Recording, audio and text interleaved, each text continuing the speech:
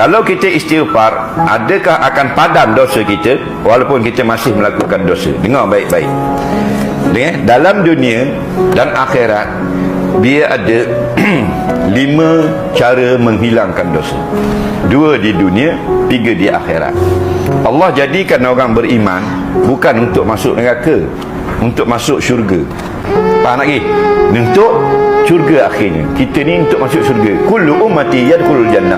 Nabi kata dalam hadis, semua umat aku, hak Melaka, hak Terengganu, hak Arab, hak Mauritania, Afrika, Kanada, semua masuk syurga. Okey? Semua sekali. Tapi kita ada melakukan benda yang menghalang. Yang menghalang masuk syurga ialah dosa. Okey, maka diberi 5 peluang. Dalam dunia ada 2, dan di akhirat ada 3. Maka di dalam dunia ini ada 2. Yang pertama dipanggil taubat. Taubat itulah pemadam yang paling kental. Bila taubat saja, kosong. Kalau raba masih ada bulu-bulu nampak lagi. Taubat kosong. Sebut dalam hadis, at-taibu anizambi kamala zambalah. Siapa yang taubat dari dosa, kosong, tak ada dosa. Macam kanak-kanak baru lahir. Tu.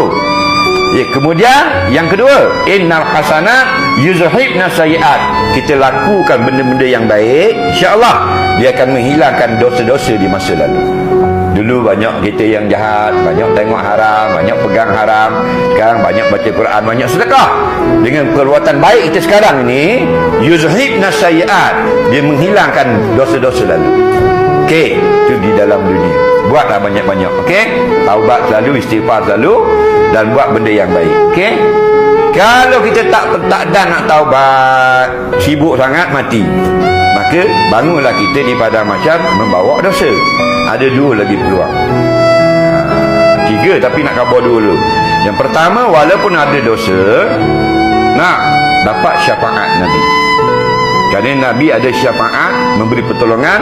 Orang yang patut masuk neraka tak masuk dengan syafaat Nabi. Faham lagi? Kalau tak dapat syafaat Nabi, ada yang keempat, dapat keampunan Allah. Faham? Allah ampun dia. Walaupun minum marak, walaupun jahat, tapi dia ada iman, Allah ampunkan. Tapi liman yasha, bagi mereka yang Allah pilih. Inilah 4 peluang, 2 di dunia, 2 di akhirat. Kalau yang 4 ni tak dapat lagi, ada the last chance dipanggil. Mana kita kena bersihkan dosa itu dalam neraka. Tak lama, dalam 50,000 tahun je kena bakar. Bersih balik baru masuk. Tu tambahlah, kita tambah yang nombor 5. Faham lagi? Nampak? Jadi istighfar tu apa? Astaghfirullah. Ya Allah, aku minta engkau hilangkanlah dosa aku ini. Faham lagi? Mana ampun tu, hilangkan dosa aku ini.